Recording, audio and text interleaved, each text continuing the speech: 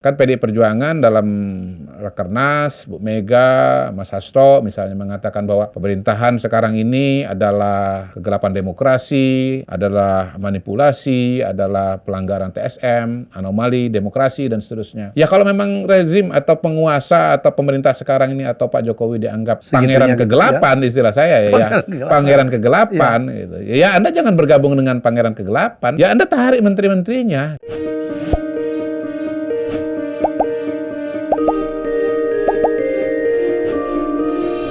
Ya, kembali tamu saya Muhammad Kodari. Udah keberapa ini kita? Hah? Udah keberapa ini? Gitu enggak?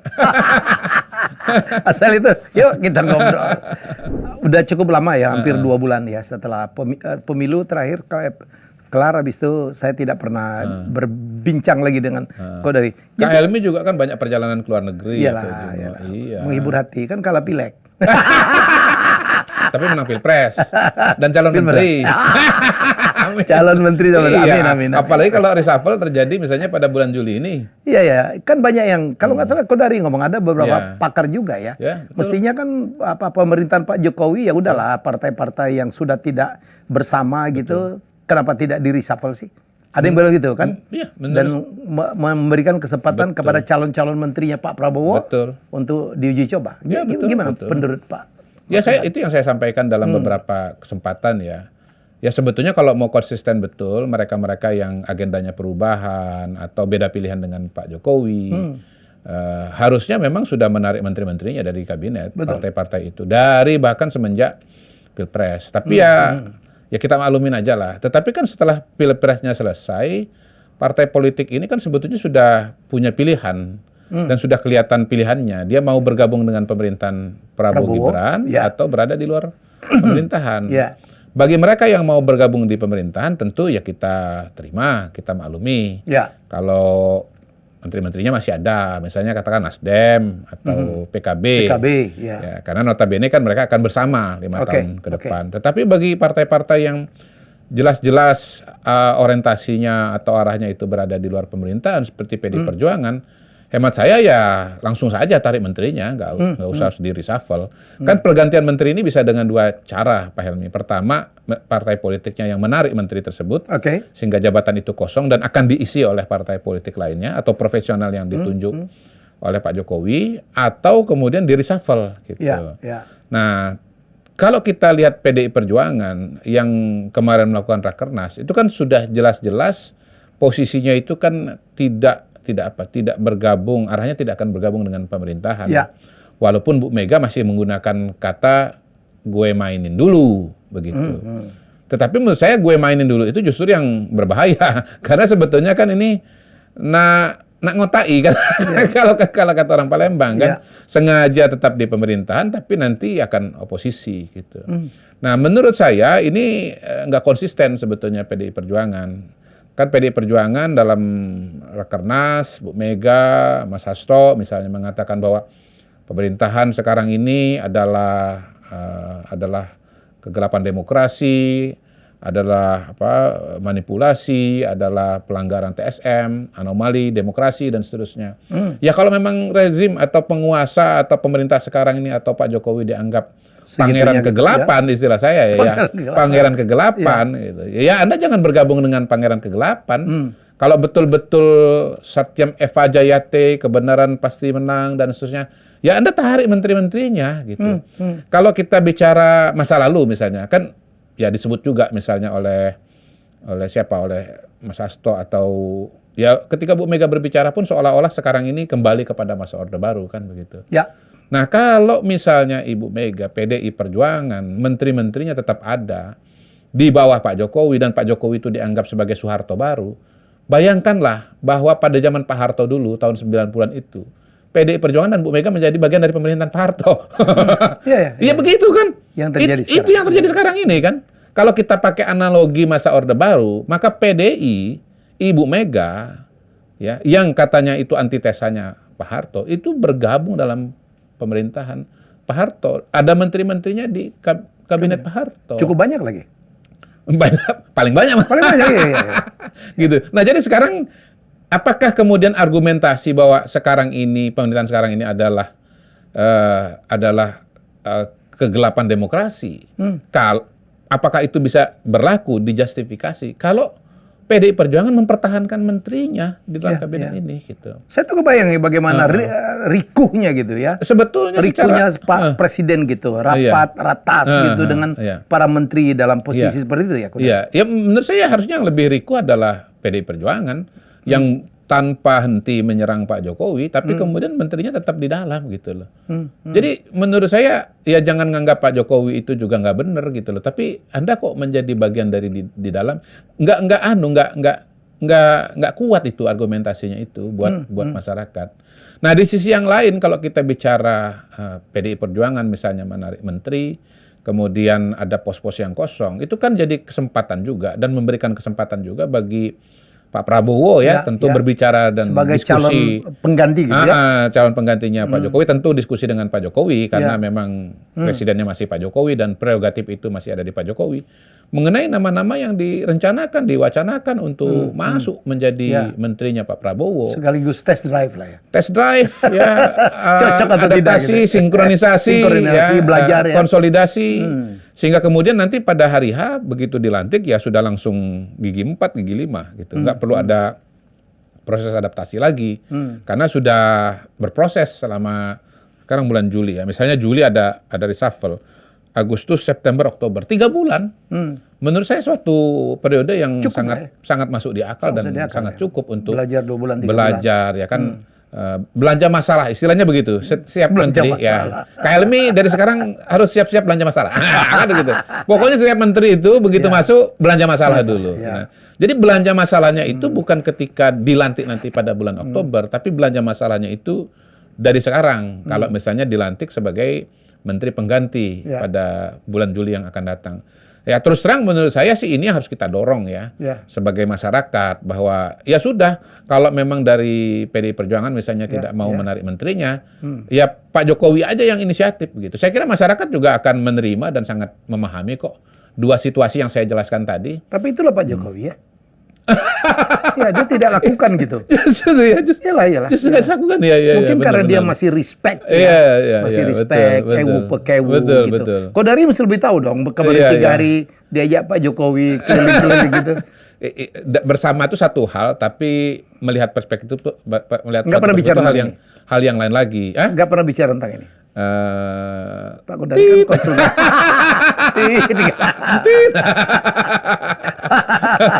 Jadi ya, nah terima kasih sudah mengangkat itu Bang Helmi, Kak Helmi. Kan begini, Pak Jokowi, Mas Gibran itu kan sudah dianggap nggak ada oleh teman-teman PDI Perjuangan. Coba cek statement-statement yang dikeluarkan teman-teman PDI Perjuangan mengenai Pak Jokowi. Nggak diundang. Iya. Siapapun kan tetap presiden, tidak diundang. Nggak diundang. Ya, dengan alasan yang tidak kompak ya. Nggak dianggap nggak relevan lagi. Ditanya bagaimana mengenai Pak Jokowi. Ya siapa tuh? Akhirnya begitu kan? Udah nggak lagi gitu. Loh, sudah dianggap nggak lagi kok masih menjadi bagian dari pemerintahannya. Dan peristiwa tidak adanya gambar presiden gitu ya. Nah, itu disengaja atau enggak ya? Katanya jatuh. Katanya jatuh kan. Jatuh kan bisa dipasang lagi. Itu kan fotonya diturunkan. Oke. Tapi tetap menjadi bagian dari kabinetnya. Gitu. Jadi saya kira masyarakat tuh memahami kalau dilakukan reshuffle kepada menteri-menteri dari PDI Perjuangan. Dan menurut saya ya kita harus berpikir ke depan lah ya. Ya Pak Jokowi oke, dia jiwanya halus gitu ya dalam pengertian ya. Dia berusaha tetap menjaga hubungan baik dan Solo lah ya. Solo begitu. Tetapi menurut saya di satu sisi juga kita pertimbangkan Pak Prabowo dan Mas Gibran yang akan menjadi pimpinan ya pilot dan kopilot Indonesia Incorporated di masa yang akan datang bahwa ada kebutuhan juga untuk transisi. Nah, mungkin ini menarik juga kalau kita bicara soal transisi pemerintahan ya. Ini yang banyak dipertanyakan orang ya. Soal sinkronisasi. Nah, sinkronisasi itu kan bisa dilakukan pada beberapa level. Pertama itu kita bicara mengenai alokasi anggaran, mengenai kegiatan-kegiatan yang akan dilaksanakan oleh Pak Prabowo. Sebagian rencana Pak Prabowo kan mirip dengan Pak Jokowi, karena kan kecuali berbagai hal ya. Tagline-nya kan keberlanjutan. Gitu. Tetapi beberapa kan ada ide baru, gagasan baru, program baru yang mungkin paling terkenal adalah makan siang bergizi. Ya. Makan siang atau makan pagi atau makan di sekolah bergizi. Ya. Mungkin terminologinya makan di sekolah bergizi kali ya. Mungkin, nah, ya. jadi mau makan pagi, mau makan siang, nggak jadi soal kan gitu. Jadi makan bergizi di sekolah, makan bergizi di sekolah. Ini usulan nama baru lagi nih, makan bergizi di sekolah. Nah itu kan membutuhkan biaya yang besar. Dan saya kira harus sudah dipersiapkan anggarannya. Harus dipersiapkan anggarannya. Apakah misalnya kemudian akan skala penuh, yang tentu biaya sampai berapa? 450 triliun ya? Atau misalnya separohnya dulu, katakanlah misalnya 200-an triliun misalnya begitu. Itu kan harus disiapkan anggarannya dari sekarang. Dan bendaharanya atau ibu rumah tangganya kan masih Ibu Sri Mulyani. Gitu. APBN yang akan dilaksanakan oleh Prabowo Gibran itu kan yang menyiapkan Pak Jokowi. Jadi Pak Prabowo ini betul-betul sangat terbantu kalau Pak Jokowi itu memfasilitasi dan proses-proses yang terjadi. Kita sudah lihat Pak Dasko dan kawan-kawan ketemu dengan Sri Mulyani. Saya melihat itu adalah sinkronisasi mungkin dari segi anggaran ya, terutama karena Kementerian Keuangan. Tetapi kan perlu sinkronisasi yang lain, misalnya program kerja pada kementerian-kementerian yang sudah ada. Gitu. Kita anggap kementerian ini ada dua macam. Pertama yang existing, yang kedua yang baru gitu. Ya yang baru karena ada isu bahwa jumlah kementerian akan bertambah. Ya, saya menduga Kak Helmi nanti akan kementerian baru.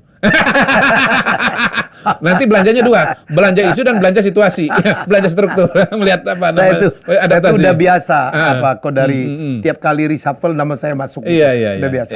Itu. Saya terlatih betul, tapi kita aminkan aja dulu gitu ya. Ada Wamen, saya udah dipanggil Pak Wamen. Waduh. Jadi akan ada kementerian yang memang sudah berjalan seperti sekarang ini, tetapi dugaan saya akan ada kementerian-kementerian baru. Gitu.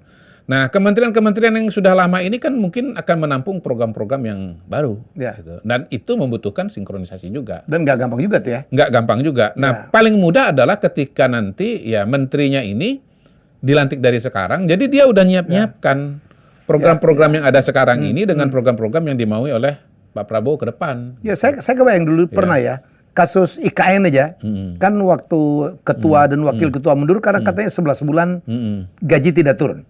Kan itu kan karena penyiapan anggaran kan, itu harus diusulkan dulu. Ini masalah nomenklatur anggaran. Dulu BPIP Yudi Latif pun turun isunya itu.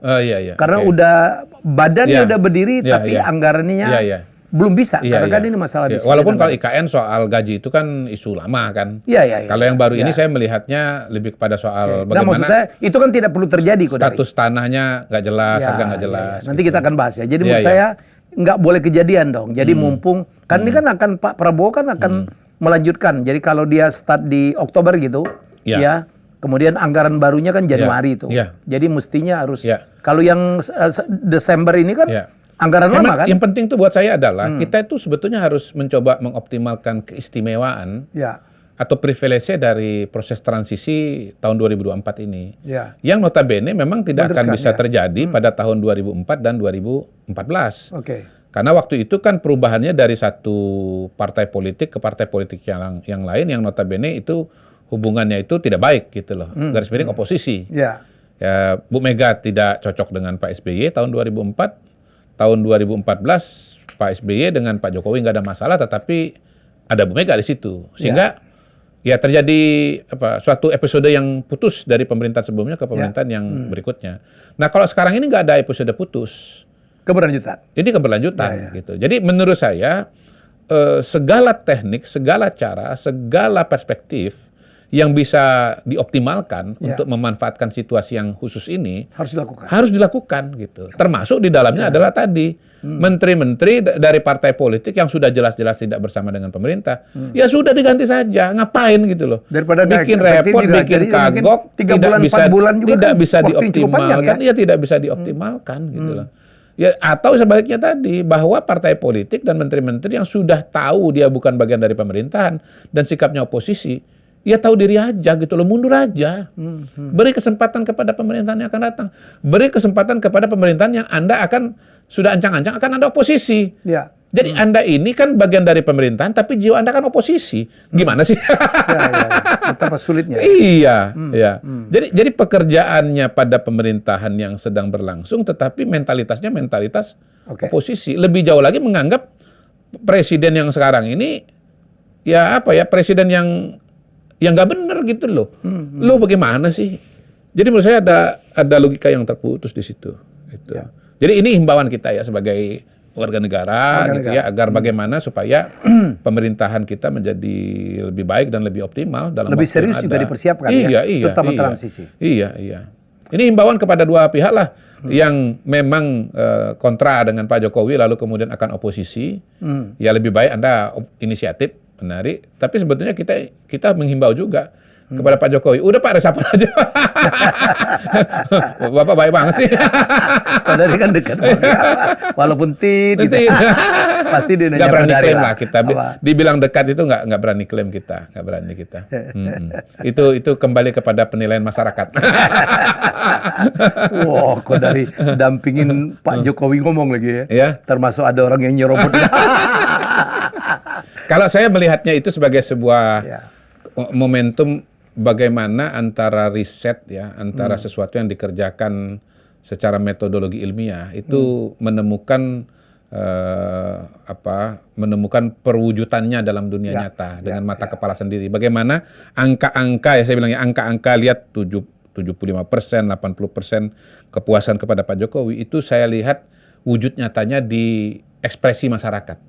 Dalam keseharian masyarakat. Gitu. Nah itu suatu kelebihan dan suatu anugerah yang nggak semua orang ya bisa, nggak semua peneliti lah bisa mendapatkan kesempatan itu. Oh gini angka-angka itu ya ternyata dalam dunia nyata gitu.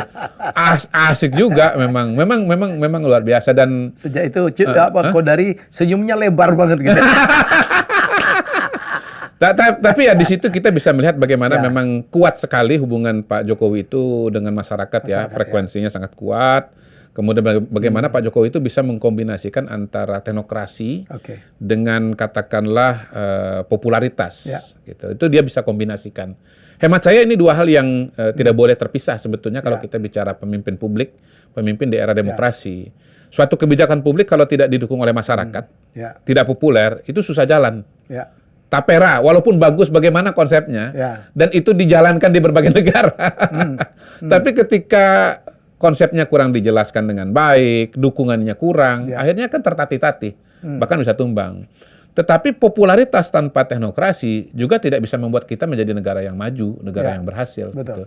Jadi menurut saya tantangan kepemimpinan di era demokrasi itu adalah bagaimana menemukan titik keseimbangan, titik temu antara teknokrasi dengan popularitas. Popularitas jangan diabaikan. Anda nggak mungkin bisa menjalankan pemerintahan dengan baik, dengan cepat, dengan optimal kalau nggak didukung oleh rakyat. Tapi dukungan rakyat kalau nggak ada teknokrasinya, ya Anda jalan di tempat. Atau bahkan Anda akan mengalami suatu kemunduran tanpa Anda sadari. Gitu. Setuju. Kita isu sinkronisasi lagi-lagi saya pikir ini isu yang sangat penting. Iya. Saya pikir kalau ini jalan dengan mulus, Indonesia saya percaya akan menjadi lebih baik. Betul, Pak.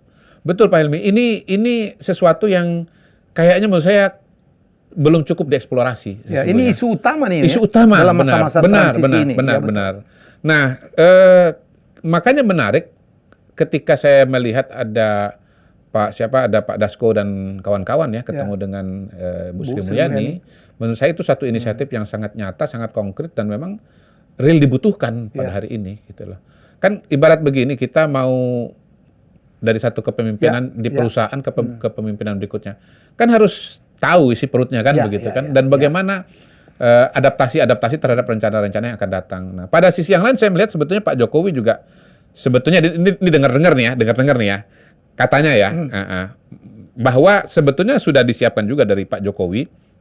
Bukan hanya misalnya dengan Pak Prabowo itu duduk di sebelahnya Pak Jokowi, bukan hanya dengan Pak Jokowi meminta Pak Prabowo ketemu dengan berbagai tokoh, baik dalam negeri dan terutama luar negeri, gitu ya, tampil di forum-forum yang strategis untuk Indonesia. Tetapi hemat saya juga harusnya di dalam pemerintahan atau kabinet itu sendiri juga ada ikhtiar juga untuk menyiapkan semacam katakanlah tim transisi, gitu. Dan mungkin ini tunggu tanggal mainnya ya. Mudah-mudahan benar bahwa nanti akan ada upaya sinkronisasi jadi ada tim dari Pak Prabowo katakanlah begitu, tapi ada juga tim dari Pak Jokowi gitu yang ketemu, yang ketemu gitu. Jadi sebetulnya itu kan 2014 pernah ada idenya juga tim transisi dari Pak Jokowi kan sudah dibentuk pada waktu itu. Tetapi suatu sinkronisasi atau komunikasi yang intens dengan timnya Pak Jokowi dengan timnya Pak SBY waktu itu kan nggak terjadi karena ada hambatan-hambatan politis dan hambatan-hambatan psikologis pada waktu itu antara Pak SBY dengan Ibu Mega. Nah, tentu kita berharap bahwa wacana, gagasan, kemudian konstruksi mengenai sinkronisasi ini akan lebih mengemuka lagi ke depan gitu. Tapi kita belum bisa bicara banyak karena memang ini semua tergantung secara teknis kepada pembicaraan atau perencanaan dari Pak Prabowo, ya, Pak Dasko, kemudian Pak Jokowi dan mungkin ada tim atau orang yang nanti yang akan ditunjuk gitu loh. Saya nggak usah sebut nama ya orangnya ya. Nggak salah. Ya. Saya juga bisa nebak lah. Dan penonton kita cerdas banget. Iya. Tapi ini ya, jadi semoga banget kita sebagai warga negara bahwa pemimpin-pemimpin kita atau orang yang pernah memimpin ini hubungannya baik lah ya. Betul. Jadi jangan lagi kan saya waktu dipanggil ke istana yang masalah cawe-cawe itu, kan saya berhadapan langsung dengan Pak Jokowi waktu saya nanya, Pak, kita itu sejarah kita tuh seolah-olah nih ditulis di mana pemimpin pengganti nggak akur dengan yang digantikan. Iya kan? Makanya itu aduh capek banget tiap kali ada pemimpin baru berubah lagi. Jadi dan itu yang kita harapin. Dan kemarin ada wacana presiden club gitu ya. Menurut Kodari gimana ya? Bagus. Bahwa para presiden itu bertemu punya forum gitu. Pada hari ini kan memang kalau kita bicara format ya, memang pilihannya nggak terlalu banyak. Kalau zaman dulu, zaman Pak Harto kan ada yang namanya Dewan Perwakilan DPA. Agung, ya DPA. Ada wadahnya secara kelembagaan. Tetapi sekarang kan udah nggak ada lagi. Yang ada adalah Dewan Penasihat Presiden, itu. Nah itu kan penasihat presiden itu tidak cukup besar saya kira untuk menampung. Ada One Team Press sekarang. Ya One Team Press, maksudnya Dewan itu. Pertimbangan Dewan Pertimbangan Presiden. Nah One Team Press itu saya lihat tidak cukup besar untuk bisa menampung mantan-mantan presiden. Karena itu yang menjadi inisiatif atau menjadi kreasi pada hari ini adalah sebatas dalam tanda kutip adalah Presidential Club. Gitu. Dan itu artinya menurut saya sesuatu yang informal karena memang tidak ada sebenarnya keren banget itu kerangka hukumnya. Keren banget itu. Keren banget. Ada dua manfaat paling tidak dari Presidential Club. Pertama tentu masukan-masukan dari soal pengambilan kebijakan, pengambilan keputusan dari mereka-mereka yang sudah mengalami, walaupun tentu masing-masing presiden akan punya cara dan gayanya. Yang kedua, yang tidak kalah pentingnya adalah sebagai simbol persatuan dan kesatuan. Bahwa pemimpin kita ini boleh berasal dari partai politik yang berbeda, bahkan misalnya oposisi. Katakanlah misalnya Bu Mega oposisi, tetapi untuk kepentingan negara paling tidak secara personal tetap bisa ketemu. Mereka bersatu. Tetapi ya itu yang justru mungkin pada hari ini justru paling sulit gitu. Khususnya kalau kita bicara mengenai Ibu Mega, karena kalau bicara Presidential Club, atau saya belum terbayangkan gitu bahwa Bu Mega bisa bergabung. Kalau tiga itu udah aman ya? Pak Jokowi, Pak Prabowo, Pak SBY udah aman itu. Bisa ketemu. Tapi kan begitu Ibu Mega kan ketemu dengan Pak SBY, habis itu ketemu dengan Pak Jokowi. Nggak kebayang saya. Nah itu komplikasinya itu yang berat atau besar sekali. By the way mengenai transisi pemerintahan, sebetulnya kita tidak cukup bicara mengenai nasional loh, Kak Helmi. Justru sekarang momennya masuk kepada bab pilkada. Itu adalah peralihan kepemimpinan pada tingkat lokal, pada tingkat provinsi, tingkat kabupaten dan kota. Nah pada kesempatan ini saya mau menyampaikan juga, ini masih kaitan dengan Pilpres 2024, bahwa pilkada serentak pada tahun 2024 lepas dari pro kontra dan masalah-masalah teknis yang terjadi, itu dibuat serentak bukan karena kecurangan, bukan karena rencana kecurangan Pak Jokowi gitu, mengganti dengan PJ supaya nanti kemudian bisa memenangkan 02 misalnya gitu. Bukan. Yang sudah pernah saya jelaskan adalah bahwa itu adalah rancangan dari partai politik yang merasa habis waktunya kalau bicara pilkada yang tidak serentak. Tiap hari ngurusin pilkada aja katanya, nggak sempat mikir. Nah itu benar. Diputuskan tahun 2016. Tetapi sebetulnya salah satu alasan lain yang waktu itu saya lupa eksplorasi adalah bahwa ada keinginan, ada harapan, ada keyakinan bahwa untuk sinkronisasi pemerintahan di tingkat pusat, sinkronisasi pembangunan, sebisa mungkin masa jabatan pemerintah di tingkat pusat itu kurang lebih sama atau bareng dengan kepala daerahnya, gitu Kak Helmi. Satu paket. Satu paket. Jadi ketika pemerintahan pusat punya rencana, mulai bergerak, itu ke bawahnya juga sejalan. Dalam pengertian mulainya paling tidak bareng-bareng. Gitu. Tentu ini masih bisa diperluas dengan misalnya bahwa bagaimana kepala daerah itu kurang lebih sikap politiknya itu jangan kontra lah misalnya gitu ya dengan pemerintah pusat ya. Tapi itu kan sesuatu yang memiliki dinamika sendiri. Ya, Tetapi paling tidak, bayangkan nih, presiden baru dilantik pada bulan Oktober. Pilkada serentak bulan November. Ya. Ya katakan nanti bulan Januari sudah dilantik itu gubernur baru, kepala daerah, bupati baru, wali kota baru. Jadi more or less 5 tahun pemerintahan Prabowo Gibran itu juga akan bareng dengan pemerintahan bupati, wali kota, dan gubernur yang akan dipilih nanti. Tapi gitu. Nah itu menurut saya adalah bentuk sinkronisasi juga sebetulnya. Ya, jadi kalau kan itu sempat kita ada isu Barisan Nasional. Ya, bahwa pemenang pemilu ini bersatu mengajak yang lain supaya sinkron. Iya, betul. Dan sekarang lebih yang mengemuka bahwa persaingan di Pilpres itu ke pilkada juga terbawa. Sehingga kalau partai dari PDIP mohon maaf tidak akan misalnya didukung oleh dengan partai pendukung 02 dan sebagainya. Itu yang mencuat sekarang. Betul. Nah, itulah maksud saya sinergitas atau sinkronisasi next level. Kalau kita bicara pemerintah daerah yang disampaikan oleh Bung Jeffrey Giovanni Bang JG. Jadi Barisan Nasional itu bukan hanya untuk menjaga stabilitas politik di tingkat nasional, untuk menjaga soliditas di tingkat nasional, tetapi juga menjaga soliditas di tingkat nasional dan di tingkat daerah. Itu penting. Itu penting. Gitu. Karena bayangkan kalau ada kebijakan pemerintah pusat, lalu kemudian ditolak oleh pemerintah daerah, itu ongkosnya bisa sangat-sangat mahal loh. Contoh nih, ini pasti rame nih, karena ngulang lagi, Piala Dunia U20. Gagal gara-gara apa? Ditolak oleh pemerintah daerah. Khususnya oleh gubernur Bali dan gubernur Jawa Tengah. Ya, yang waktu itu namanya Ganjar Pranowo. Itu kan suatu kehilangan, loss of opportunity, ya, kehilangan dari segi apa? Pertama dari investasi. Setahu saya itu ya ada beberapa versi sih. Dengar-dengar ada yang katanya persiapan Piala Dunia U20 itu 1,5 triliun, ada yang 3 triliun. Kemudian kita bicara mengenai bagaimana perputaran ekonomi di tingkat masyarakat, UMKM, kemudian travel, hotel, dan yang lain-lain. Gitu. Yang kemudian semuanya jadi bubar, duit nggak jadi masuk. Bahkan UKM-UKM yang memproduksi souvenir-souvenir, souvenirnya udah dibikin, eventnya nggak terjadi, nggak ada yang beli. Ya, artinya rugi kan, barang itu tidak terpakai. Kemudian nama besar Indonesia di kancah internasional, trust dari FIFA, dari negara-negara peserta. Belum lagi yang tidak kalah penting, mimpi dari anak-anak Indonesia yang ingin bermain pada pentas dunia itu.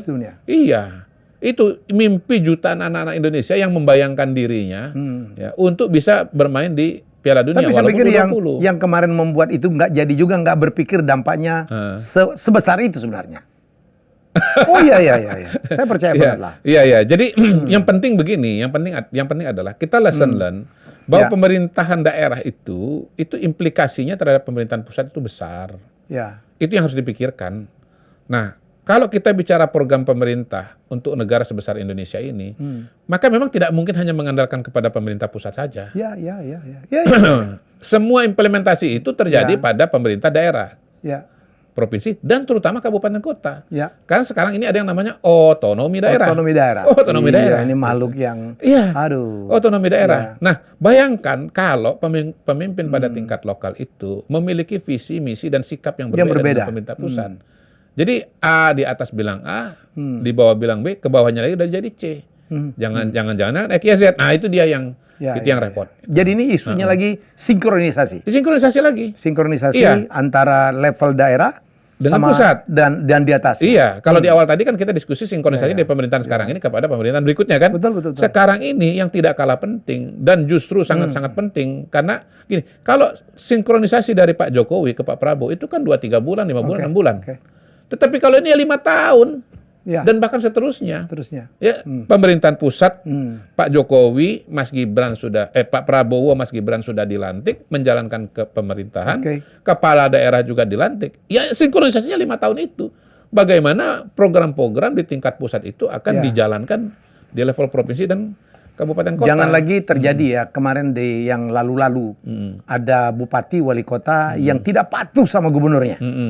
Kadang-kadang ada kabupaten yang memang APBD-nya lebih besar daripada provinsi kadang-kadang, atau PAD-nya lebih besar. Sehingga dia bilang saya tidak perlu. Jadi saya pikir akan repot sekali kita dalam rangka mengejar ketertinggalan ya Kodari. Iya, pada titik itulah kemudian saya ini exercise. Saya berpikir bahwa gubernur itu memang tidak dipilih langsung. Gubernur itu ditunjuk oleh pemerintah pusat. Ya. Karena memang konstruksinya, undang-undang yang ada sekarang, bahwa gubernur itu adalah perpanjangan tangan pemerintah pusat di daerah. Jadi dia betul-betul menjadi pembantunya presiden dalam mengelola daerah. Saya melihat pembagian tugas dalam membantu presiden itu ada dua kategori. Pertama, membantu berdasarkan bidang. Bidang itu menteri. Itu menteri. Kominfo, kepala bidang, pariwisata, kepala badan, PUPR, kan? Apalagi hukum, semua. olahraga, semua bidang kehidupan kan. Tapi di sisi yang lain juga bicara mengenai pengelolaan berdasarkan wilayah. Itulah para gubernur. Gubernur itu kalau dia ditunjuk oleh presiden, dia betul-betul menjadi wakilnya presiden. Nah, dengan jumlah kabupaten kota yang begitu banyak di Indonesia, 500 lebih, wilayah yang begitu luas, ya nggak kebayang memang presiden itu harus mengendalikan sendiri secara langsung. Pada hari ini memang sudah ada manajemen, sudah ada pengelolaan, baik lewat kementerian, lewat departemen, ya kan, dibantu juga oleh gubernur, terutama yang kerjasamanya baik. Kalau nggak baik dia malah motong program pusat gitu. Tetapi sebetulnya kalau menurut saya bisa lebih optimal lagi. Kalau gubernur itu ditunjuk oleh presiden, nggak usah ikut pilkada. Nggak usah. Ya. Nah, ketika ada pilkada itu seringkali terjadi benturan di daerah antara gubernur dengan kepala daerah. Gubernur yang nyalon itu dia bisa saja punya jago atau punya teman gitu ya, atau garis partai bahwa calonnya di kabupaten adalah si X gitu. Ternyata yang menang Y gitu. Kelahi itu nanti. Nah, tapi kalau gubernurnya tidak maju, dia kan tidak punya dendam masa lalu. Dia nggak punya konflik pada saat pilkada kan. Dia taunya cuma mewakili pemerintah pusat di daerah. Dia taunya dia menjadi wakilnya presiden gitu loh. Dan tugasnya itu adalah koordinasi, distribusi APBD tingkat provinsi, pengawasan. Jadi menurut saya kok agak hakul yakin bahwa konflik-konflik yang terjadi antara bupati wali kota dengan gubernur itu akan berkurang loh jumlahnya. Pasti. Kalau gubernurnya ditunjuk oleh presiden, akan berkurang. Dan belum tentu orang politik juga ya gubernurnya. Menurut saya mostly kemungkinan nanti akan datang dari birokrasi. Kemungkinan. Tapi menurut saya jangan dikunci hanya kepada birokrasi lah. Harus dibuka dua ruangnya. Di level tingkat 2 bupati, wali kota baru silakan kita mereka langsung. dipilih langsung oleh rakyat, ya kan? Karena memang otonomi daerah di level kabupaten kota, dan karena itu memang ya siapa yang programnya itu lebih mengena di hati masyarakat setempat, silakan. Itulah yang dipilih. Tetapi kalau kita bicara gubernur, kan nggak ada bukan otonomi daerah di situ. Yang ada di situ adalah wewenang pemerintah pusat, perwakilan pemerintah pusat di daerah gitu. Jadi dirijennya kabupaten kota yang ngakurkan bupati yang nggak kompak misalnya, itu gubernur. Misalnya ada satu persoalan perbatasan kan antara dua yang bupati terjadi di Sumsel ya. Sering lah di mana-mana itu. Antara Palembang sama Banyuasin. Iya betul. Palembang sama Banyuasin. Sering ribut mengenai garis batas, mengenai fasilitas-fasilitas, kantor-kantor pemerintahan. Itu yang ngakurkan itu nanti gubernur menurut saya gitu. Oke. Ya, ini salah satu ide ya untuk ke depan. Bagus. Gitu. Termasuk wacana. Kemarin Margarito Kamis menjadi tamu saya. Ada juga bukan Pak Margarito aja. Termasuk Pilpres nggak usah pemilihan langsung lah, diputuskan oleh MPR aja. Agar MPR juga punya harkat yang tinggi juga dan tidak menimbulkan chaos kemana-mana. Nah, kalau di sini agak berbeda dengan Pak Margarito. Silakan. Jadi kok dari Jumat melawan Margarito Kamis. Jumat lebih sakral. Dan Helmi Minggu. Kalau menurut saya enggak. Pertama gini, kalau presiden itu dia dipilih langsung secara rakyat karena manifestasi dari kekuasaan rakyat itu paling tinggi adalah di presiden. Ya. Jadi kehendak rakyat itu harus terwakili di situ. Yang kedua, saya percaya bahwa kalau dipilih oleh rakyat, the best itu kita akan dapat dari sana. Tapi ongkosnya terlalu besar kok dari. Ongkos itu relatif. Ongkos itu relatif. Jadi dengan legitimasi yang kuat yang didapatkan oleh presiden lewat pemilihan langsung, saya yakin dia akan bisa menjadi pengambil keputusan yang kuat. Karena lebih didukung rakyat. Betul, karena didukung oleh rakyat. Gitu. Dan yang penting adalah rakyat itu wakil rakyat, Bos. Hah? MPR kan wakil rakyat. Iya. Tapi distorsinya berkurang kalau pemilihan langsung. Distorsinya berkurang kalau pemilihan langsung. Ini kalau ilustrasi nih ya. Ilustrasi nih, kalau ilustrasi. Tahun 99, kalau pemilihan langsung, hemat saya aku yakin banget, yang terpilih itu Bu Mega. Tapi kan kenyataannya yang jadi siapa? Gus Dur kan? Gus Dur. Iya. Ya, dengan segala hormat kepada Gus Dur nih. Ya, kalau pemilihan langsung pada waktu itu Ibu Mega. Nah, tahun 2004, kalau pemilihannya masih MPR, saya yakin terpilih Bu Mega. Bukan SBY. Iya, itu. Jadi itu adalah dua ilustrasi, tentu bisa didiskusikan oleh netizen ya, setuju atau tidak setuju. Dua ilustrasi bahwa antara suara rakyat dengan suara elit, kalau suara elit itu disamakan dengan MPR dalam pemilihan presiden, itu bisa sangat-sangat berbeda. Karena MPR kan dikuasai oleh partai-partai politik ya, walaupun ada senator-senator. Iya. Jadi kalau misalnya ada yang tidak dipilih secara langsung, hemat saya titiknya itu di gubernur, bukan di presiden. Jadi pengejauhan tahan mandat rakyat, kekuasaan rakyat itu ada di presiden. Oke. Nah, kalau raja itu kan kekuasaannya datang dari Tuhan. Ya. Kalau presiden kekuasaannya datang dari rakyat. Nah, dengan rumusan suara rakyat, suara Tuhan. Itulah ketemunya dia di situ. Ketemu konsep kekuasaan kuno dengan konsep kekuasaan modern. Gitu. Oke, kita kalau Tuhan di masa lalu itu kan dalam tanda kutip abstrak kan, nggak kelihatan gitu. Ya. Emang sekarang lebih nyata Tuhan. Emang nyata. Kalau dalam konsep demokrasi nyata, suara rakyat. Kalau dulu konsep zaman dulu, kekuasaan atau tepatnya sinyal kekuasaan dari Tuhan itu namanya pulung. Pulung ya. Iya. Keturunan. Apa ya? Kayak seperti ada cahaya. Jatuh gitu ya. Katanya jatuh ke kepala, ada jatuh tempat yang lain. Terserah lah. Pokoknya kalau mau tahu cerita pulung paling terkenal itu buka cerita mengenai Ken Arok dan Ken Dedes. Itu dia. Mendapat wahyu. Iya itu. Ya. Nah, kalau wahyu kan zaman dulu, kenapa saya sebut abstrak?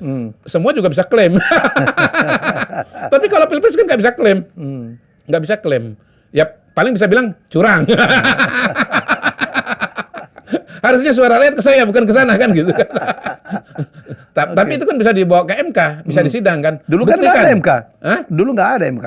Yang jelas nggak bisa MK itu mengadili pulung, nggak bisa. Abstrak sekali. Iya, tapi kalau coblosan pilpres bisa. Bisa. Mana buktinya? Mana saksinya? Coba angka yang diputuskan KPU berapa? Angka Anda berapa? Kayak kalau pulung nggak bisa dibawa di Mahkamah Konstitusi. Iya. Jadi sebetulnya ilmu pengetahuan itu telah menemukan perwujudan dari konsep Tuhan itu dalam tanda kutip. Dan lebih real. Jauh sangat real, sangat real.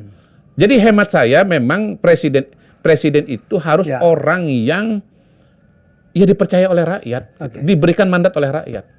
Setelah itu kemudian dia memberikan atau mendistribusikan atau mendelegasikan itu kepada menteri, kepada gubernur.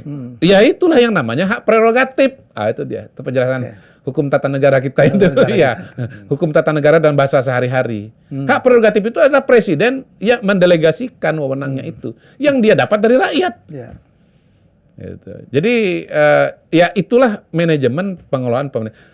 Presiden kalau dia boleh, kayak raja zaman dulu, semua itu ngadep dia, semua dia putuskan semua soal. Ya. Presiden zaman dulu kan rakyat dari seluruh wakil Tuhan aja. Rakyat dari seluruh negeri kan datang kepada dia. Ya. Habis itu dia yang jadi eksekutif, dia yang jadi legislatif, dia yang jadi yudikatif kan begitu kan? Nah itu kan nggak mungkin lagi dengan kompleksitas sekarang ini, karena itu ada pendelegasian, ada pembagian kekuasaan gitu. Tetapi tetap ada puncaknya, siapa tuh presiden. Jadi pada hari ini hari apa nih? Hari Jumat ya? Hari Jumat. Hari ini saya berbeda dengan Pak Margarito Kamis. Jadi kau dari Jumat. Kau dari Helmi Minggu. Aduh. Gitu. Jadi kita sekarang memasuki era pilkada dan menurut saya sudah mulai seru ya. Ya sudah mulai kelihatan kelihatan calon-calonnya ya. Jadi nggak sepenuhnya kabur seperti yang kemarin. Tetapi kalau saya komentar mengenai calon-calon kepala daerah, jangan dianggap ini sebagai prediksi atau proyeksi yang dalam tanda kutip pasti kayak saya ngomong mengenai Prabowo Gibran menang, potensi satu putaran. Enggak, karena ini kita bicara satu hal yang kualitatif, bukan yang kuantitatif. Yang kedua, kita bicara mengenai dinamika elit. Sedikit orang yang bisa sangat berubah. Berbeda dengan hasil survei misalnya atau pilpres yang melibatkan seluruh rakyat Indonesia yang jauh lebih sulit untuk berubah gitu. Jadi kalau misalnya diajak berbicara mengenai calon, ya ini kisi-kisi aja lah. Nah, namanya kisi-kisi bisa keluar bisa enggak. Iyalah. Tergantung dosennya. Iya, tergantung dosennya. Oke. Tergantung partai politik. Saya nggak bisa menyimpulkan siapa-siapa. Walaupun beberapa itu kelihatannya udah lebih mengerucut dibandingkan dengan daerah lain. Misalnya ya di antara semua daerah ini menurut saya yang paling mengerucut itu Jawa Timur. Jawa Timur udah jelas lah ya. Ya, bahwa itu adalah Khofifah dan kemungkinan wakilnya adalah Emil. Ada upaya-upaya dari partai politik tertentu untuk mengganti Emil dengan kandidat dari partai politiknya. Tetapi mayoritas partai politik saya lihat sudah setuju dengan Emil. Ya. Jadi sebetulnya sekarang Khofifah dan Emil ini sedang menunggu lawan. Gitu. Nggak tahu kita nanti akan ada yang muncul atau tidak. Atau jangan-jangan nanti lawan kotak kosong. Bisa aja. Yang paling seru DKI lah ya. Paling seru. Yang orang membuat orang berdebar-debar siapa gitu. Ya, karena Jakarta itu panggung yang sangat seksi ya, paling sentral, tentu ditunggu-tunggu. Ya kemarin misalnya Bang Dasko kan sempat mengeluarkan gambar itu Budi Jiwandono dengan Kaisang misalnya. Hari ini juga ada spekulasi Kaisang juga akan maju misalnya dengan keputusan MA. Tetapi kalau kita lihat partai politik, misalnya dari Gerindra sudah nyebut Ridwan Kamil. Partai Amanat Nasional juga nyebut Ridwan Kamil. Gitu. Golkar pun saya pikir ya. Golkar masih sampai kemarin masih mewacanakan Ridwan Kamil untuk jadi calon gubernur di Jawa Barat.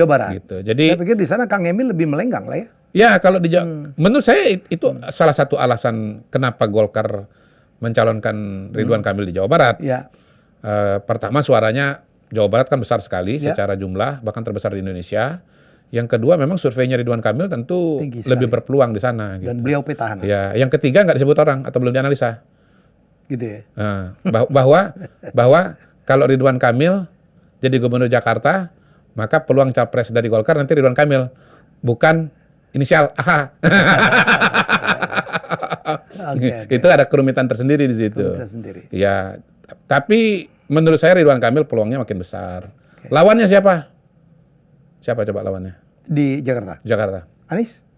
Menurut saya secara logika ya kemungkinan Anies. Kan udah didukung oleh PKB. Iya. Jadi saya kira akan sangat menarik nih. Ada kemungkinan Anies akan melawan Ridwan Kamil. Nah pertanyaannya kan Jawa Barat siapa kan? Jawa Barat kalau kita lihat Partai Amanat Nasional Pak Zul gitu. Sementara ini menurut saya kalau mau lihat kira-kira konstelasi politik yang agak terbuka saya kira Bang Zul aja. Ini teman-teman pemirsa nih, ini kemana nih arahnya nanti nih? Lihat aja Pak Zul ngomong apa. Pak Zul udah mewacanakan Bima Arya? Bukan. Deddy Mulyadi sebagai calon gubernur. Walaupun wakilnya dia minta PAN. Nah, kalau PAN pasti Bima Arya, tapi calon gubernurnya adalah Deddy Mulyadi. Nah, yang menarik terakhir itu ada kejutan dari Partai Nasdem. Di mana calonnya adalah Ilham Habibie.